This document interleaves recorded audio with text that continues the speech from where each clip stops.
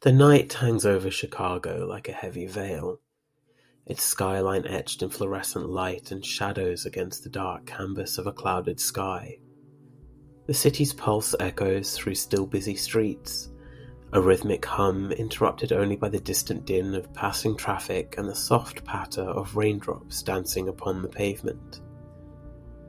Outside the heart of the city, nestled amidst a rusting industrial estate, stands a seemingly abandoned warehouse, its time-worn bricks and graffiti-stained steelwork bearing witness to the passage of countless secrets.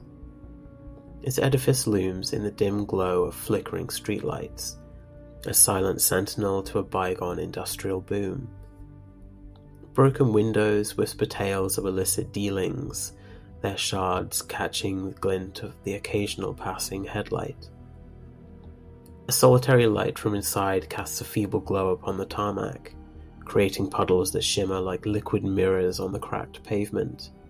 The reflection of the warehouse ripples in this rain-soaked ground, distorting reality in a surreal dance. Amidst the stillness, the occasional breeze carries the distant sound of the city's heartbeat. A muffled siren, the cadenced clang of a far-off train, and the haunting echoes of fast-paced footsteps in a nearby alley. An amber flash pierces the scene, and a sudden eruption shatters the silence, a thunderous symphony of chaos that reverberates through the desolate night.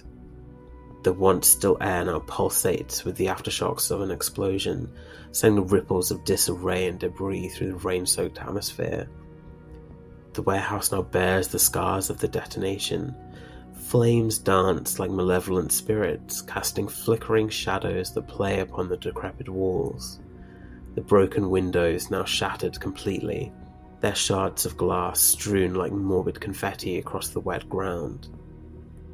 Near the heart of the conflagration, a solitary beat-up car emerges like a phantom fleeing the scene of a dark pact. Its tires screech against the slick pavement, leaving behind a trail of desperation in the rain-soaked aftermath. The vehicle's sleek silhouette cuts through the night with an unnatural grace, its broken taillights casting a desperate glow against the chaotic backdrop. As the car vanishes into the obscurity of Chicago's labyrinthian streets, the rumblings of the explosion linger, a haunting refrain in the aftermath of clandestine machinations. The rain continues its relentless descent, a mournful serenade to the secrets buried within the abandoned warehouse, now laid bare in the wake of the explosive revelation. The night, once shrouded in enigma, now bears witness to the birth of a darker tale, its narrative etched in the scars of shattered bricks and fleeing shadows. And that is where our chronicle will begin. A few nights later, you each awaken, as you do every single evening when the sun drops behind the horizon, from your deathless sleep. Elliot, you are the first to awaken. Please describe yourself and the haven you wake up to. What are your plans for the evening ahead? Yes, I mean, he has some meetings later on, but he awakens feeling refreshed and set up in this rather nice-looking apartment that seems to be around him. Elliot is a fairly tall, athletically built character. Facial features, he's quite sharp cheekbones, strong jawline, deep brown eyes that can be quite intense when they want to be. He's neatly styled and probably almost ready to go out in a relatively decent-looking suit that he's picked out from the apartment. His plans for the evening, he's got some investigation to do. He's going to be hitting the streets and he'll probably be catching up with a contact that an old friend at some point during the evening.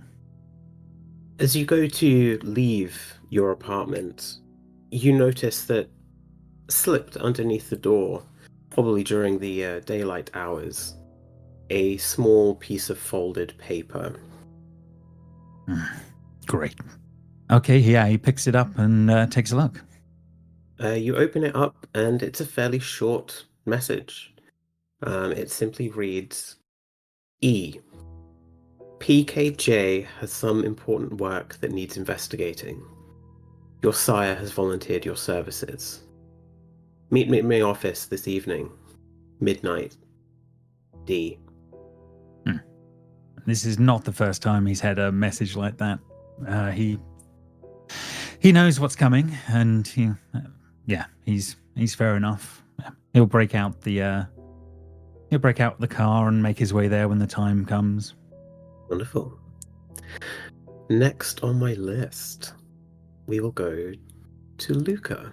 Same for you. You awaken in your haven. Introduce thyself and describe what your haven is like. And what are your plans for the evening? Yes, Luca is quite similar to Elliot as described, but a lot more older. He has an amazing mustache, which was the key part of making the art. He's well dressed. He is a doctor by trade, so he's getting ready for his shift in the hospital tonight. His haven, he is pretty well off. Especially with his job and his family, especially, he has quite a lot of resources to his name. So he has quite a nice, not quite penthouse flat, but near the top, somewhere towards the top of a building, definitely. But yeah, he's just getting ready putting all his clothes on, ready for his nightly shift at the hospital. Amazing. As you go to leave your haven and venture out to work, you are also greeted by a piece of paper that has been slipped under your door during the day. Yep, he'll open it up and read it. Another short note that simply reads, LJ, PKJ is willing to open up discussions with the family about their return to Chicago. Got a job for you first, though. Meet me in my office tonight, midnight. D. He just has a little sly smirk and puts the envelope in his blazer pocket and proceeds out. The next of our kindred to awaken, Wendy. Very different from the last two. You have a crypt, I'm imagining Spike's crypt in Buffy, plastered, bit of a mess, and plastered all over with posters, kind of ripped, torn posters from gigs and old goth bands like Susie and the Banshees, The Cure, like a Cure band, a couple of newer ones in there maybe, but mostly thinking 70s, 80s goth. Very messy. Cigarette butts on the floor, doesn't take care of it, and she wakes up very messy hair, which she's not going to change, chip black nail varnish, which she's not going to sort out, and I imagine her kind of waking up as though she's got a hangover, which she obviously doesn't have, and kind of slowly opening her eyes and getting up, getting ready. Last night's makeup is still there and will stay there, will not be fixed unless there's a gig later. Once you finished getting ready, you go to leave your subterranean haven. You go to the entrance, and similar to the others, you find a small piece of paper slipped onto the door. She'll kind of be surprised and open it up, probably rip it a little bit in the process. It reads, W/Raven/Obsidian/Nyx/Ebony/Luna/Midnight. Got some work for you from PKJ. Meet at my office tonight, midnight. D-C. And then underneath there is a small byline. P.S. Kay is in one of her moods again. Fancy filling in sometime? Okay. Do I have any idea what that means? Yes. You clearly understand that this is from Damian, the sheriff of Chicago, and he is referencing his band, Baby Chorus. She lights up at that last bit and goes about her day. Night. Next on our list, Nilah. Same questions for you. Yeah, Nilah awakens in her basement level 1 room apartment somewhere on the south side of Chicago underneath, let's say, a rundown sort of housing development, like cheap housing development, whatever. So she wakes up, and the first thing that draws her attention, or that she takes care of, is like she walks to the corner of her room, here, like large terrarium, where she like softly like checks in on Fang, whatever that might be, and afterwards she walks over to her closet and starts carefully picking out an outfit for the night. As you go to leave your haven, slipped underneath the door is a piece of paper, folded. Yeah, she picks it up. You open it up and it reads, N. Heard you're looking to carve out a corner for yourself in the city. Have a job for you that'll help get the right people talking. Meet me at my office. Tonight. Midnight. D. Like more to herself than to anyone present, she says, and so the game begins. She is clearly talking to Fang, who will just nod in agreement. Clearly. Question about Fang. Is Yes. Fang Gould? Yes. Wonderful. Next on my list. Claret. Same question for you. Describe yourself. What is your haven like, and what are you planning to do with your evening? Claret wakes up in a fairly expensive-looking apartment. There's a lot of unopened gifts everywhere from various brands, companies, admirers of sorts. As he wakes up, he'll probably groan at the notion of having to be awake, and immediately will text his assistant to confirm what his day has in store for him. And then he'll get up and, of course, spend ages choosing an outfit for the evening. Make sure it's the best. Once you've finished donning your attire and putting on your best face, you go to your door and you find a folded piece of paper. He immediately flips it over, looking for any indication of what brand or what important person probably sent him this, and then is surprised and incredibly disappointed if the sneer on his face isn't an indicator enough when he realizes that none of that is there and it is literally just a folded piece of paper. Yes, and it is generic printer paper, unbranded. It's not a very high grade either. He'll just kind of like flick it open and have a look. It reads, C. Meet me at my office tonight, midnight. Got some work for you. Taking your previous discretions into account, I advise you turn up with an open mind.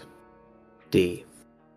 Yep, Claret's gonna openly groan at that, and even probably stamp his feet a little like he's a toddler at the idea that he has to go and do work and not what he wants to do.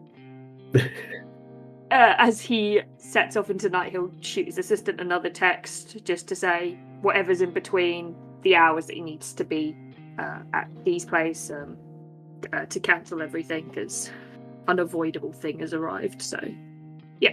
Amazing. And last but not least, Rafferty.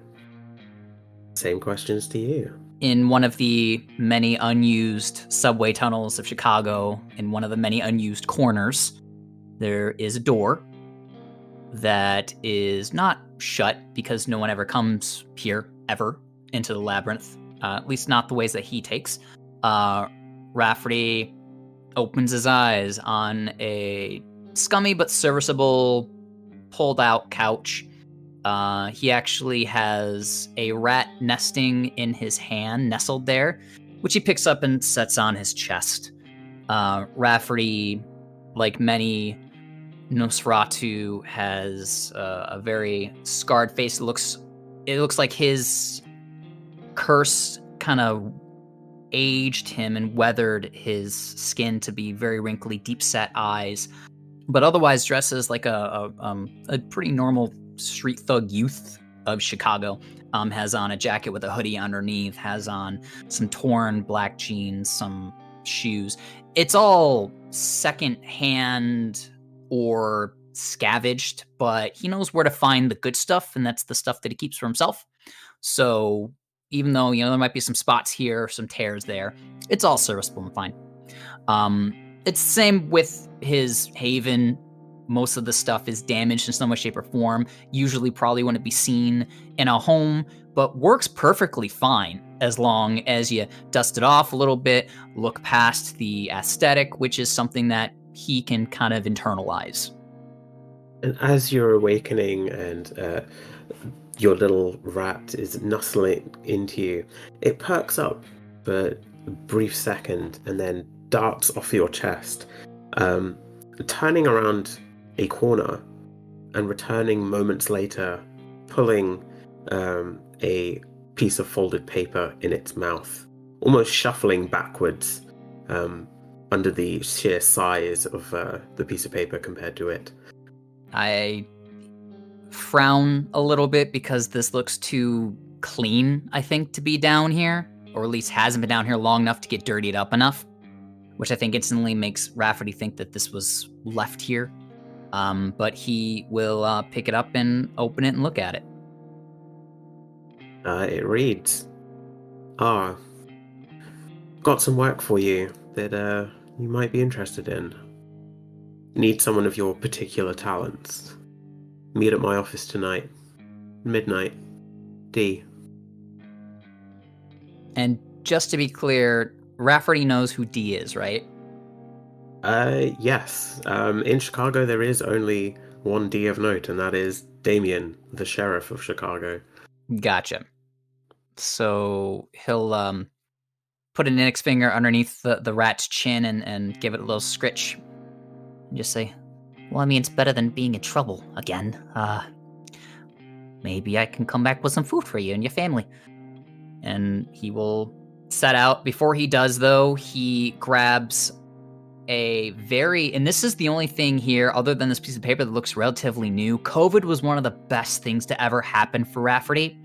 So he got himself, actually purchased, which is rare for him, a bunch of masks that he wears in public now. And this is one of these sports masks that has vents on either sides. It's like really not heavy duty, but if he looked nicer, it would look designer. He pops that on, puts his hood up, and slinks into the night silently. Some silver linings for the Nosferatu out there. Absolutely. So as the night goes on, midnight soon arrives. And you all know the location of Damian's office, nestled in Avondale. So Avondale is a sprawling residential neighborhood in the northwest side of the city. Once one of the rougher neighborhoods in Chicago, it's seen a lot of gentrification over the recent years. Nestled away from the neon glow of bars and fine eateries, tucked behind an alternative clothing store, stretches a single alleyway. Its concrete path worn and cracked by the passage of time and the tread of countless delivery vehicles. Covered in layers of graffiti, the walls of the alley serve as a canvas for the urban artists who call this neighborhood home. Vibrant bursts of color clash with the dull orange of the aging bricks, each sprayed, painted symbol a testament to the creativity and defiance of those who dare leave their mark. Amidst the graffiti, old band posters cling desperately to the walls, their weathered edges curling with age.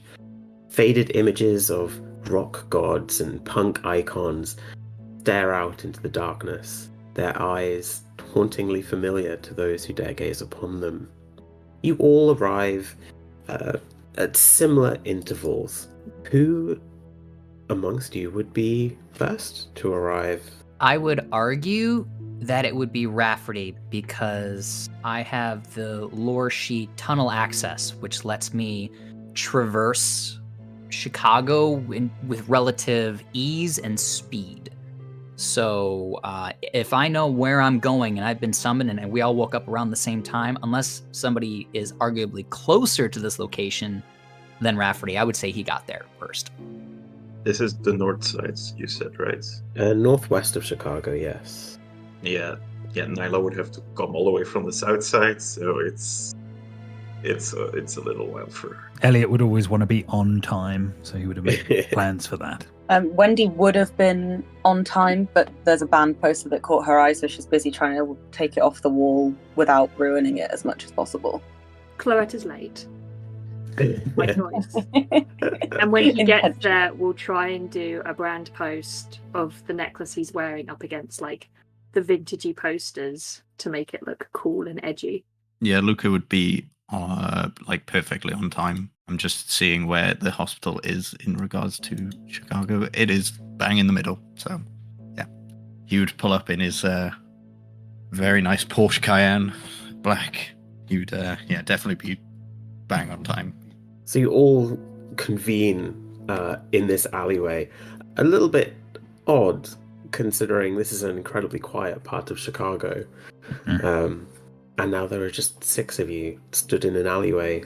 So I'm guessing I'm not the only one with a summons tonight? As he sort of looks around at everyone. Rafferty's pocket wiggles, and you see the rat from his first scene pop its head out, and in its teeth it has the note that Rafferty got. And then Rafferty will kind of give it some scritches. This is a bonded familis for me as well. Drew, I don't think I mentioned it. I assumed, don't worry. Okay. Elliot raises an eyebrow.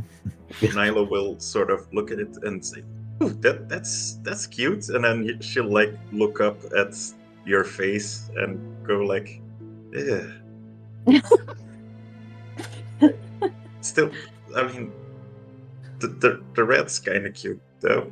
Well, luckily, I'm not here to win any beauty contests, unlike some. And I'll look at Claret. Claret has looked at every single one of you up and down, has decided none of you are of his standing, and is turning away and is busy trying to write a good post to go with the photo that he has taken to put on his Instagram account.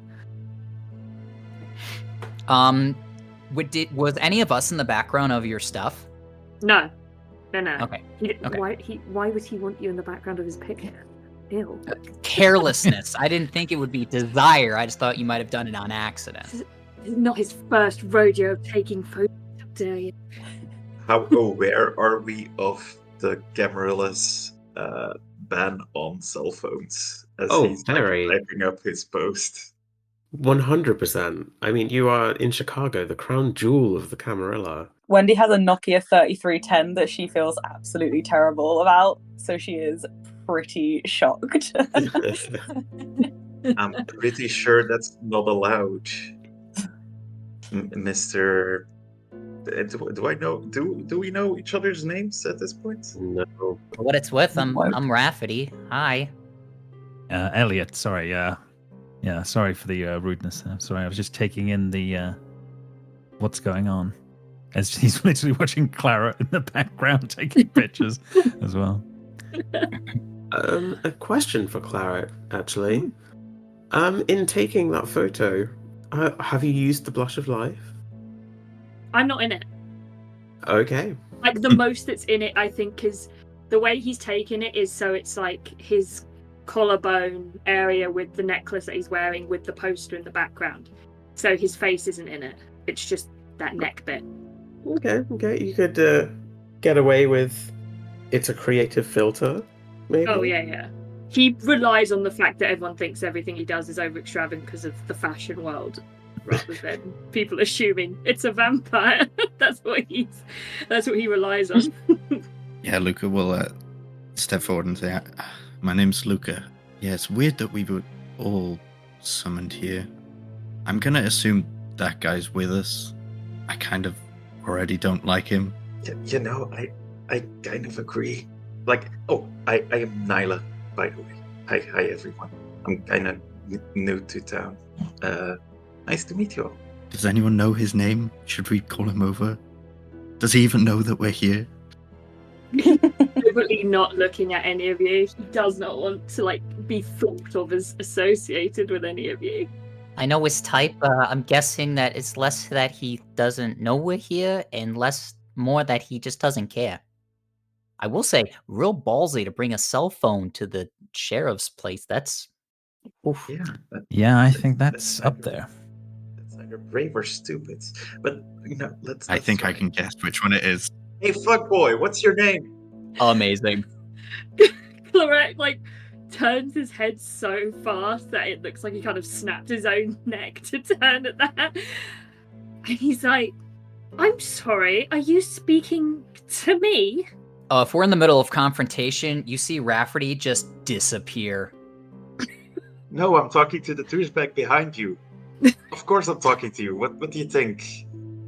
We're literally with 6 people here in the alley, and you're the only one acting like you do. Like what? Better than you? That's not an act, that's just fact.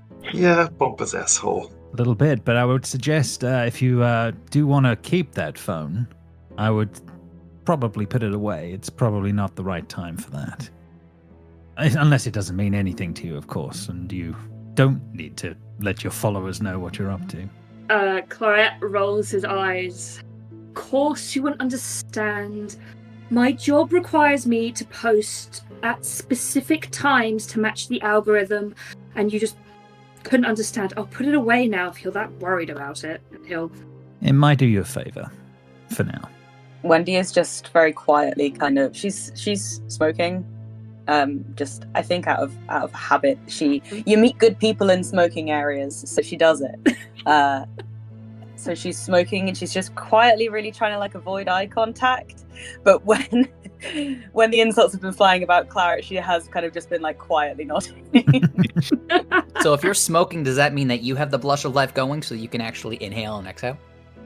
I don't think she's even doing it properly. I think she's literally just got it. She's just a habit. She does it so often because she lives in all the clubs pretty much that she's just doing it for something to do with her hands. She's not right now trying to bother looking like she's actually doing it. It's a metaphor. Question. How did you light it? Am I afraid of fire? We're vampires. I think we're all I think she has one of those lighters that I think normally other people would light it for her, but I think she has one of those lighters that isn't flame. I don't know if you've seen electric. You can get the little electric ones that you just put on the end. Fun. Fair. They are cool. I don't smoke, but I kind of want one. Sorry, miss, we didn't catch your name. I'm Wendy. Pleasure as well. And just looks away from him. As you're fake inhaling this smoke, every drag, that small, tiny little ember gets closer and closer to your face. And you feel the beast inside you wanting to jump out of the back of your skull and throat away from this thing. So it's difficult. It's doable, but it's uncomfortable. She never finishes a cigarette, not once. Why would you? So yeah, there are several doors down this alleyway. There's a couple of garages, but you all know which one is the one you need to go to. So along this alleyway, there lies a very particular door. It's set back into the concrete wall. Its aging frame bears the scars of time. The once vibrant paint, now faded and peeling, reveals the weathered wood beneath. Etched into its surface are the remnants of countless tags, a testament to the ever-changing landscape of the city. Faded symbols and cryptic messages intertwine with the chipped paint, creating an intricate tapestry of urban artistry. A small buzzer protrudes from the wall to the side of the door, its tarnished surface betraying years of use. With a simple press, it emits a faint buzzing, and then a click, as the door is released and gently swings ajar, as if beckoning you all to take a step beyond its threshold. Elliot will politely hold the door and offer the way in. You hear a very quiet, "Thank you very much," as nothing walks by. Complete silence. Well, aren't you a gentleman? I try. Nilah says as she walks through. Wendy will nod as she goes through. As well, Luca. I will not acknowledge you. Fair enough. He takes one last look round the alley and then will make his way in after the rest. So you close the door behind you, and it opens to a small hallway. And beyond this hallway is another door, clearly leading to an office of some sort. You go through the door, and what is revealed is a time capsule from the 1980s, frozen in a perpetual state of nostalgia. The musty scent of old vinyl and aged paper fills the air, mingling with the faint hum of the fluorescent lights that flicker erratically overhead. The room unfolds like a scene from a forgotten rock and roll video, with wood-paneled walls that seem to exude the essence of a bygone era. Framed records line the walls, their glossy covers depicting iconic album art from bands long past their prime. Memorabilia from decades past hangs with them.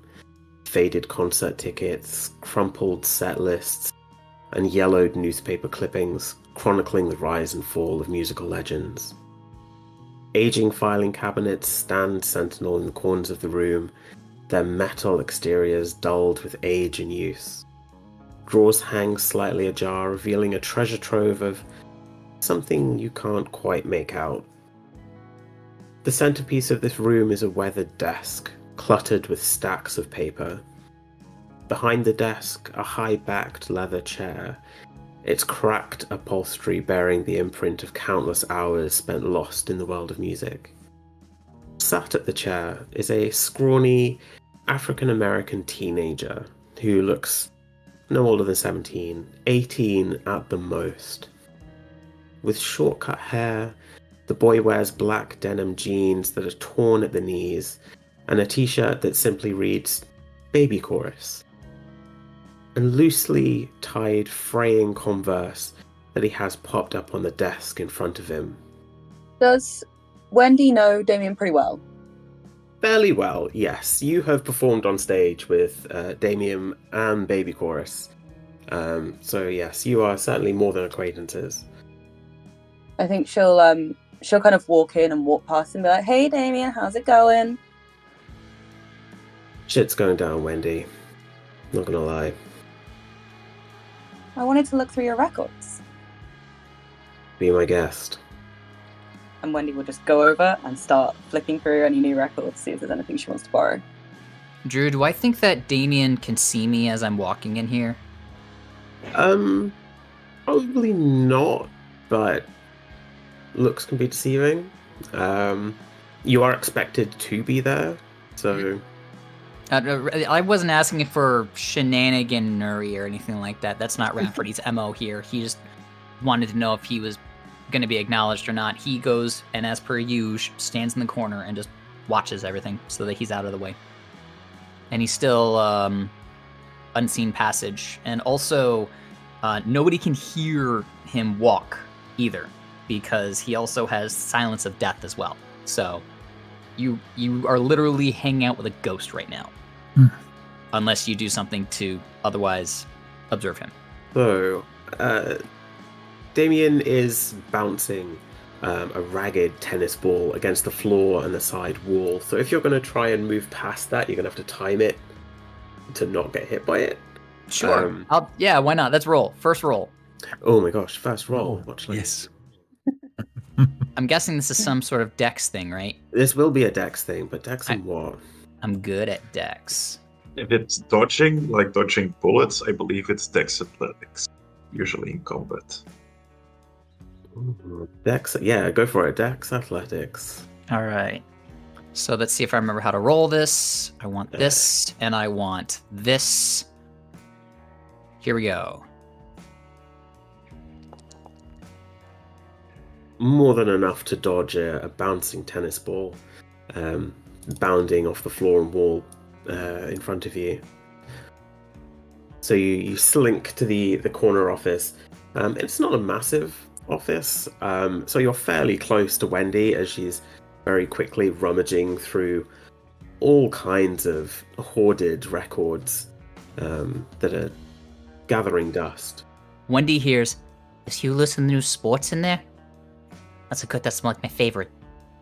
I knew you were there. FYI. And then just shuts down.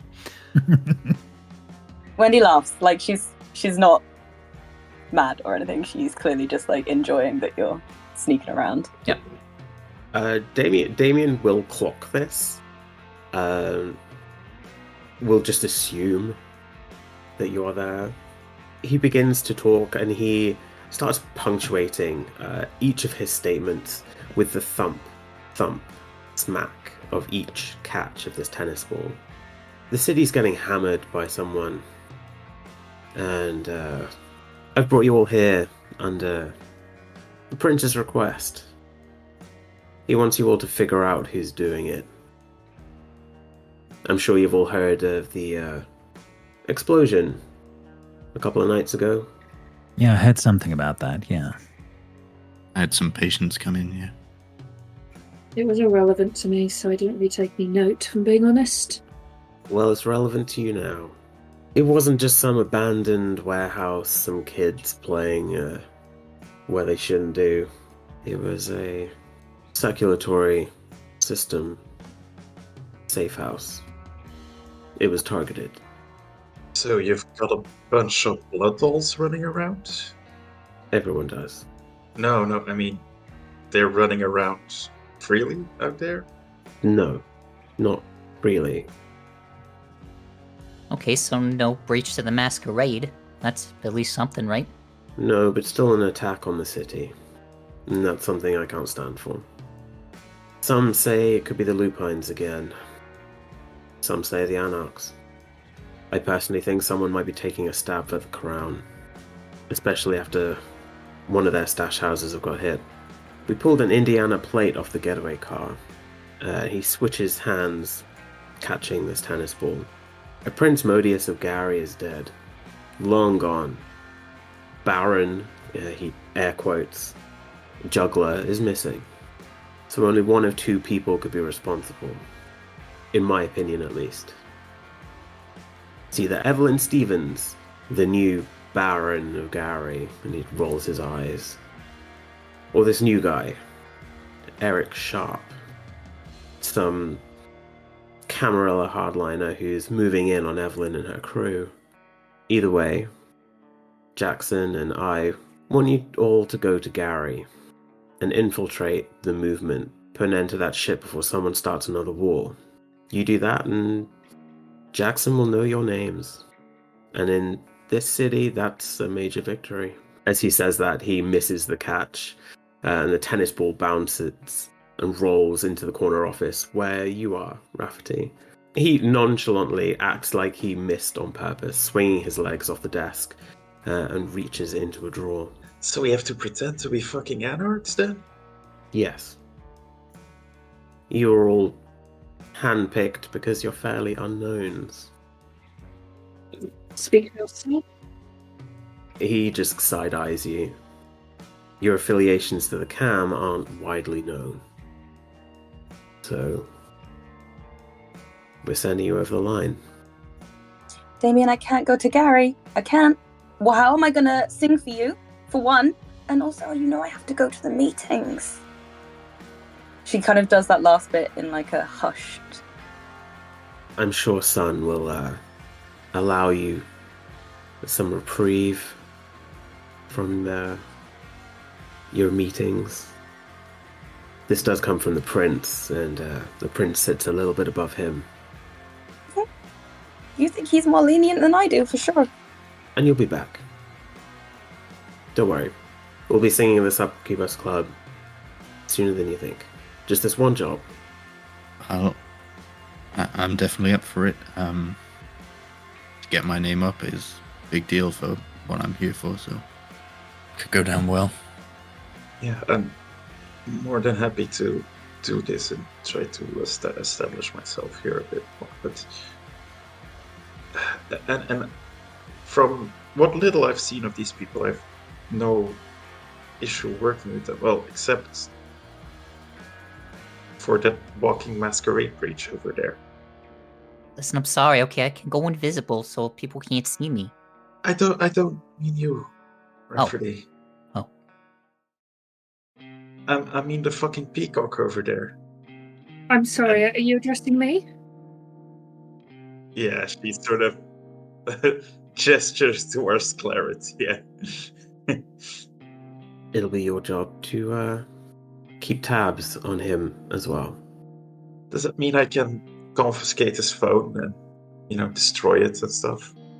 You touch my phone, I will use your skin to make a line of handbags that will sell so well. I promise you. You try that shit bag. Better than you have tried. You hear a voice in your ear, Wendy, that says, "Must be at Zamitzi. I thought they could do stuff like that." Wendy nods vigorously. Nothing to take pretty pictures of in Gary. So he reaches into the drawer and pulls out a single envelope and slides it towards whoever is nearest to you. Elliot's been attentive. He would probably be close by. Yeah. I would say if she's set me up for this and has given her blessing, then who am I to turn down orders from the prince? Very well. And yeah, he takes it. No problem. You open it up and he says, "That's my phone number. $5,000 and the license plate number. And an address in Gary. Use your words very carefully. These anarchs will be able to smell a rat. So don't go saying something stupid and blowing your cover. You might want to tone down the fancy suits and don something a little bit more inconspicuous too." Easily done. Wendy looks at Claret again. Keeping your cover at any cost is of utmost importance. Maybe that means taking a beating. Maybe that means knocking over a liquor store. You do what you have to, short of violating the masquerade. Find out who's fucking responsible and take care of it. He sits back down in his desk chair and it squeaks as he leans back. If you need any info on the ground, reach out for Jessica Flores. She's a thin blood runt who runs business outside of city meth. She's expensive but fair. And she knows almost everything there is to know about Gary. I was handed over contact. Okay. Are there any suspects? Do you have any camera surveillance you were able to pull or something? What we got was the license plate of the car, and that's about it. It was an Indiana license plate, so therefore it can only be one of two people. Evelyn Stevens or Eric Sharp. That is what my gut is saying, but as soon as you leave Chicago, it's any man's game. Fuck, it could be the Lupines. You don't want it to be the Lupines, but if it is, we need to know. So, how are we getting there? Any of you have like an RV or something? Something big to move us? I've arranged a van for you. It's a removal van, so a little bit inconspicuous. You're just gonna have to ride in the back for the journey. It leaves in 4 hours. Just for my information, how long is it from Chicago to Gary? About an hour and 20 minutes. Oh, so not long. It'll drop you off at a motel on Broadway. They are good at catering for our kind. They'll set you up for a night. If you want to stay that longer, it'll cost you, but that's fine. Hopefully it won't take more than a night. When we're done with this, will you leave me alone after this? Because I don't want to do things like this. This isn't No. my idea of fun. I just... Oh, this is so boring. I don't like this. And he stamps his feet again like a child. Tough. Can you order 2 vans? Sadly not. Not much traffic goes through Gary, so 2 would be a little bit suspicious. Fine. Damian, I dread to ask this, but there are no venues there, are there? Not ones that haven't been abandoned for decades. I can work with that. Would be a hell of a show, I'm sure, but shame it's such a shithole. That's fine. I'm gonna have to go sort some stuff out at the hospital, but I'll meet you all back here, I assume, for the van. Sure, you've got some time to prepare, but make sure you're back here. So we don't know how long this is gonna take, right? You gotta leave when the job is done. He'll kind of turn the chair as if to say, I'm done talking, please leave. Elliot takes the cue. Yeah, Claret just walks out immediately and starts and presses a button on his speed dial, and you just hear him just go, Elaine, we've got to reschedule everything. He just like storms off into the night. As you leave the office, he'll just, he'll gesture and just say, peace, as you leave. Wendy's gonna pick up one of the records that she was looking through, and she's like, I'm taking this, I'm mad at you, and if you get anyone else to sing for you, I'm gonna be even more mad. Just make sure you get back. Fingers crossed. So, my next question is, how are you guys preparing? Are you preparing together? What are you taking with you? You have a single van that has to hold 6 people? Maybe a backpack and a little bit more? Claret has already gone, so if you guys want to do a group one, then you'll have to do it without him. But he'll come back and after sorting himself out, probably. I'm gonna have to run home to get my things, but please, let's meet back here in like the time that Damian said we had to be back here. I forget what it was. Was it like an hour? It was 4 hours. 4 hours. 4. Okay. But yes, I need to go sort some stuff out, and I'll grab some stuff from my apartment, and I'll meet you guys back here. I need to go buy some clothes. Mm-hmm. Time is a little wishy-washy, so don't worry too much about it's going to take me 2 and a bit hours to get home. And Yeah, because I just Google Mapped it, and it takes 2.5 hours to get to where I live from here, so it's fine. on public transport. So Does anyone else need anything? I can probably get some things sorted out if anyone's short of some stuff to take. Wendy's like, what would I need? I'm just going to take like more fishnet tops and loads of eyeliner. That's kind of Everything a girl needs. I'm with you, though, Elliot. I'm going to need some clothes, too. I don't have these sort of anarch clothes. That's okay. I think I know a guy. I'll give him a call and see if he can help us out on that. Wendy looks down at herself, genuinely concerned, and like she couldn't look more anarch if she tried. And she looks back up at like Elliot and Luca, who seem to have their shit together. And she's like, "Do you think I'll be okay?" I think you got this. Okay. See you guys later. 4 hours. So, who's getting what? Who's bringing what? Who wants to go first? So Nilah gets to her like basement apartment. You know those scary boxes you put dogs in when they have to go to the vet? Yeah. Yes. Frank's going into one of those, and she'll drape like a sheet over it so it's impossible to look inside or outside.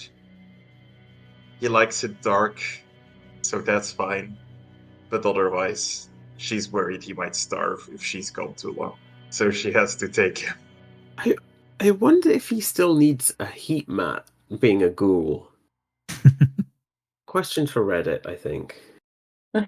I'm guessing not. But because it's more convenient. Apart from that, she'll take some streetwear clothes, like some stuff that she's like partially modified. It's not like store bought stuff. And her handgun that she used back in the olden days. Because you never. I mean, Gary is the murder capital of the world. Carefully hidden underneath, like, one of her baggy clothes, but she'll carry it on. Luca would probably get money. It's probably what he's got the most of, so he probably has a safe in his house. He'll probably get a couple of thousand for the trip. Stuff it away, some shirts, even though he's been told that dressed like an anarch, he still feels like he needs to take some nice clothes just in case. And he would have tried to sort out him leaving for a couple of days with the hospital, especially with, I forgot her name, Amelia, and try and sort out her covering him and everything, which I'm sure did not go down well. Are you packing these things into a suitcase, or? Yeah, like a duffel bag, or... sort like a nice duffel bag sort of thing, like a travel bag. So as you're packing a couple of fancy shirts, some money, some of your more casual attire, you go to your wardrobe to collect another thing. You go back to your backpack, and half of the stuff you put in is missing. What? I'll activate Oblivion Sight to see if there's anything, some ghosts hanging around. I didn't know what you were going to say, but I didn't think it was going to be Oblivion Sight. I have no idea what that is. I went super hard. They went super hard. So you activate your senses. Your eyes go dark as you stare into the abyss, into the world that overlaps our own, and you get the sense that yes, there was a spirit here just moments ago. As you're observing the room, the door slams shut. Always happens. In response to it, I will summon my servant, my spectre servant, to carry my bags. So I'll put more money in and more clothes, give it to him, and follow him down so I can actually see him. And put it in my car and drive to the location. The spirit you summoned obeys you unquestionably, but as you're looking at them through your Oblivion Sight, there is, as there always has been, just this look of unending fury behind those eyes. But the mouth never moves. Doesn't say a single word. Well, I inherited you, so you don't need to be angry at me. So, just go. And does as you command. Who is next? I can go next. I have ideas. So, Claret probably would pull up outside of his place in whatever Uber he was in and just finishes the phone call with Elaine, being like, right, no, I can still post the reviews while I'm out, but I'm going to have to cancel that Zoom call with Yves Saint Laurent, and we'll have to move that on to a couple of weeks maybe, but I will definitely be back in time for Fashion Week next month, so do not worry about that. Okay, cool. And then he'll just hang up and then storm into his place. Whilst Claret is a brat, when he does his work, he works hard and works correctly and to get it right. So he goes into his wardrobe and pulls out stuff from brands such as like Diesel, Off-White and whatnot, because they're all very shabby looking streetwear kind of thing. So it will blend in, but it'd be expensive still. And he puts that into his travel bag, which is pretty conveniently handheld because he travels a lot of the time for work, so he's used to that kind of thing. And because he does that in like 5 seconds flat, because he knows the fashions of the anarchs, because that's of interest to him, so he studies it quite a lot, he will then take the time just before he has to leave, writing up a bunch of reviews about new collections that have come out so that he can post them sporadically throughout the time that he is working. And the one weapon he will bring, and I'm really glad because this is my favorite thing that for some reason any designer brand has ever made, because it's stupid, when Supreme released a fucking crowbar with the word Supreme on it for no fucking reason. And it was one of the funniest things I've ever seen. And he, of course, has one, and that is what he puts in his bag as his weapon of choice. It's a Supreme crowbar. Absolutely perfect. And, of course, money and some basic skincare and BB cream to make sure he stays looking fresh the whole time, and phone charger. But apart from that, no, he's just got a little drive that can connect into his phone after he's written up all those reviews for his work to post during the work, and he'll pop that in his bag and he's done. But then realizes he's going to be on time, so mucks around a bit because he doesn't want to be on time. And that's Claret. Done. Love it. I guess Elliot can go next if that's okay. Of course. He would get back to the apartment relatively quickly as he can. He would probably put a call down to the concierge and ask them to at least bring up the lockbox for him if that's possible, if it's kept in the safe as well. He would ask them if they could send up certain items he would be asking for clothing-wise. Hopefully they would be able to help him relatively quickly on that one. He would leave a note for someone just saying that I understand this is what you wanted. I'll be back once it's done. And he will probably pack from the lockbox some items into a small little tactical bag that's somewhere in the apartment. And we'll go into the details of that when it becomes more relevant. Drew, probably, Sure. as time goes on. But we see him packing some items in there of what he thinks will be of use on the trip. And once he's suitably attired, he will make sure he's on time. Probably would call a cab and go leave the car behind. Amazing. I'll go. Wendy will take any public transport available to get back to the cemetery, and she has the most beat up backpack. It's definitely got holes in it. It's definitely not in good shape, and she will just start shoving clothes in it, just a few of her favorite bits. She's not really paying attention to what it is. At one point she puts a baby chorus t-shirt in there, and then she's like, no, that would be dumb, and takes it out again, realizing it's probably not a good idea to wear the band t-shirt for the sheriff of the Camarilla if you're trying to pretend to be an anarch. And she chucks in a couple of other things, a couple of switchblades I think she has, even though she's probably useless with them, but she's got them just in case. And the charger for her crappy Nokia. Send a couple of messages to people that she normally organises gigs with, that would be concerned if she wasn't around for a little while, and just be like, going away for a couple of days, all good. That's it. And then she would also message her sire, assuming she would have a phone number for him. If not, maybe use the cobweb. Assuming he would know, but also apologising, even though it's not her choice to go.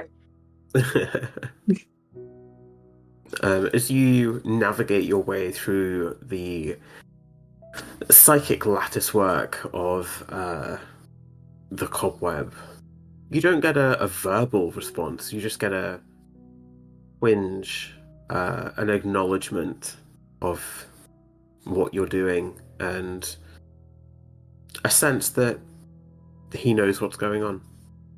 Well, could have been worse. And we'll carry on and head back.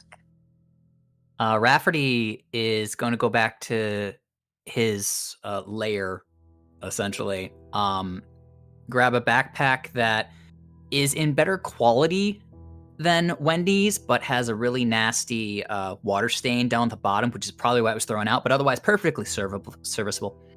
He's going to pack a pair of skinny leg jeans. He's gonna pack a pair of skinny, like greenish gray pants, 2 pairs of socks, 3 t-shirts, and that's his entire wardrobe that he owns. And he's gonna rummage around and look and find a couple of brass knuckles that he hardly ever uses, but he doesn't know what's gonna get here, and he puts that in the backpack. And that's pretty much all of his worldly possessions. So he's basically done. But what he would like to do is he would like to, akin to Wendy, use public transport since... Oh, what time of night is this, by the way? Sorry. This is probably getting very early morning. Oh, early morning. Oh, Yeah. Okay. I think that still works. So, Like 3, half 2-ish. Time is a little wishy-washy. yeah, okay. So then, Rafferty is gonna hop on some public transport because grabbing his stuff did not take any time at all. He still has some time to kill. So he is going to take public transport to a suburb of Chicago called Oak Park. It's about maybe 20 minutes away. And Drew, I would like to visit my touchstone. Sure. You get to a decently nice house in Oak Park. It doesn't have the typical, wooden fence or picket fence or anything like that, but it's a nice house. It's well maintained, well taken care of. And Rafferty is going to again activate his ability to traverse undetected, so passage of the unseen. Okay, and I do not get hungrier. And he's going to climb the side of the house where there's like an ivy lattice up to the second floor, which has a window that is cracked. And he's going to just open it slightly and step inside. And even though the house is dark, there is a nightlight on in this room. And you see light white carpet, pink walls, a bed that has like a not netting, but I can't think of the word for it, but it has like a pink help me out, anyone. I think in the UK we call it like a net curtain. Sure, yeah, sure.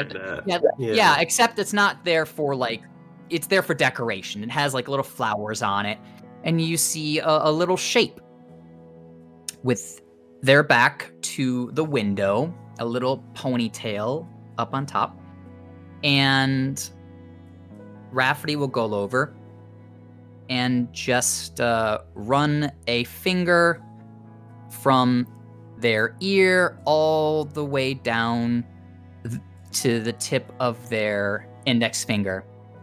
And you see the little shape rouse, and a little girl turns around.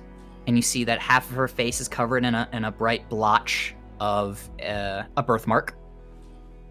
And Rafferty will just say, "Hello there, little princess. Are we sleeping in? Are we just waking up? Just getting in? Just getting out?" And the little girl smiles. She is not startled by your presence in the slightest. You have visited her many times, and she's very welcoming to your presence. Mm-hmm. And he actually picks up one of her stuffed animals. We'll say it's like a stuffed elephant, and he'll dance it across the bed to her. And since he's still invisible, it doesn't break any sort of invisibility, so she can't see him. And he walks it up to her, and she grabs it and hugs it. And he'll say, "Now I'm sorry, princess, but I gotta go away for a little while, so you're not gonna see me. But don't worry, I'm never too far away." And every time he says too far away, he taps the tip of her nose, which again gets a smile from her, and says, "Now you have to go back to sleep. And remember, don't tell the evil ogre that I was here." And she shakes her head very solemnly. She's not supposed to tell the ogre anything about her secret friend. And with that, Rafferty will just go back to the window, have another longing look at this little girl, who is just like, he said, is going to go back to sleep like she's supposed to. And then he's going to climb back down the lattice work. And before he leaves, he wants to look in the front room window where he sees a flickering TV light. Drew, do I see who I think I see there? Yes. He is where he usually is at this time in the evening. He is sat in a reclined armchair in front of this TV that has been left on for hours and hours now. By his side, empty liquor bottles. And he is just passed out, snoring. And I know from the time of night that the mother is working one of her doubles, so she's not around. I'm just gonna leave. I'm not, since you weren't prepared for this, I'm just gonna leave it. But I will say that on the other side of him, from where the bottles are, a head perks up, and it is a real mean-looking dog. And he kind of sniffs, and then he comes over to the window. This is like a mixed pit. We'll say something with something just big. I don't know. It's just a big mutt. It comes to the window and it gives like a soft growl, and then Rafferty just says, "Don't worry, it's me." And suddenly the ears perk up and the tongue lolls out. The dog is very familiar with who Rafferty is as well. And say, "Remember, you got to take care of the princess. All right." And the dog goes a whoosh, which is not an affirmation, but just, someone's talking to the dog, so the dog's talking back. And then he will beat feet and make it back to the sheriff's office to leave. He just wanted to make sure he checked in. You are certainly the last to arrive after that little visit. And there, waiting outside, is a small removals van. The back doors pointing down the alley, inviting you inside. Do we know who's driving us? You do not. You didn't ask that question. Cool. But you assume, as this has been arranged by the sheriff, that they are in the know. So they're likely a Gould retainer. Once inside the back of this truck, does it look like it's going to be light tight? Like nothing's going to seep in, anything like that? It's not too far to Garrett. You should arrive long before sunrise. Oh, okay, good. Yeah. So you should be fine. You do see through out the vehicle. You can see through the or past rather the driver's seats and out the front window. And once you're all inside, the driver will come out, close the doors, and then get back in the driver's seat and before we take off. Sure.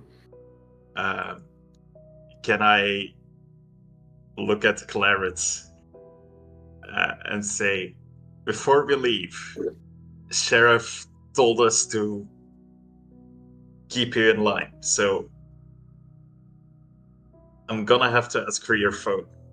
No, absolutely not.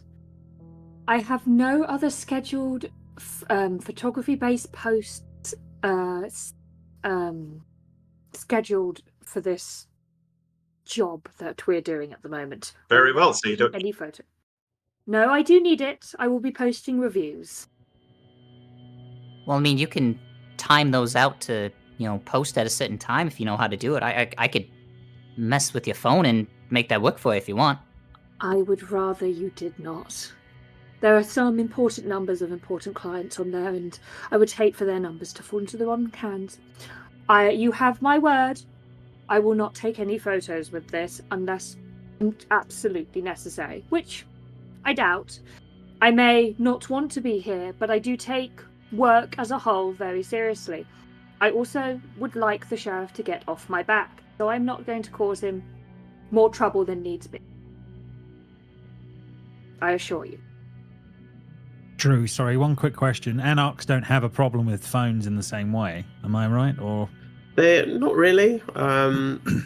Obviously, they still abide by the Masquerade, as most Kindred do, regardless of faction. Mm-hmm. But yeah, but a phone's not a dead giveaway for a they are much more lenient with the use of technology. We're not under Camarilla rules. It's going to be a little different for a while. How about we put this up to a vote? All for destroying this prick's phone? Destroying? Absolutely not. I would have you know, there are many Camarillas that do this kind of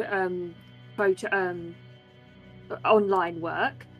It brings about information, influence, money, food even. Do you know how many of those models that try to starve themselves that I just have to text and go, oh, this is a great new diet plan, just send me your blood, it's great. And then I get to have it. It works wonders. And you think I'm the only one that realised that? No. Some of those bigwigs are doing that. Nilah, was it? Yes. May I suggest this douchebag will be even harder on us if he doesn't have the phone? So just let him have it. It's true. At least it'll keep him distracted. That is true. Oh, okay. Otherwise, we have to have conversations with him. Don't blame me if one of you gets vaporized by the Second Inquisition. If you stopped bringing up my phone to people of authority such as the sheriff, then it's not an issue. But you keep bringing it up. So if we mums the word it about the phone, we'll all be tickety-boo. That was British, I can't say that. So we'll all be okay. We'll all be right as rain. We'll all be right. Everyone's like, Conrad, help. If I can suss out what I think you meant by tickety boo, pretty sure you meant right as rain. Friendly. So, as the van drives off and the city lights of Chicago fade into the distance, the highway stretches out like a ribbon of asphalt, cutting through the darkness, a lifeline connecting the urban sprawl to the tranquil outskirts. The van's headlights cut through the night like twin beacons, illuminating the road ahead with a soft golden glow. To the east, the landscape shifts from urban to suburban, the familiar towering skyscrapers of Chicago giving way to quiet neighborhoods and dimly lit streets. As the miles tick by, the silhouette of Gary, Indiana begins to loom on the horizon, its industrial skyline standing stark against the night sky. The air is tinged with the faint scent of steel and smoke, a reminder of the city's industrial roots. As the journey nears its end, the lights of Gary grow brighter, casting an amber glow against the night sky. Exiting the highway, you pass a rusted road sign, its once vibrant colours muted by time, yet still proudly welcoming travellers to Gary. The road stretches ahead, a path toward unknown dangers and unexplored territories within this industrial city. And that's where we'll end our first episode of Blood and Rust.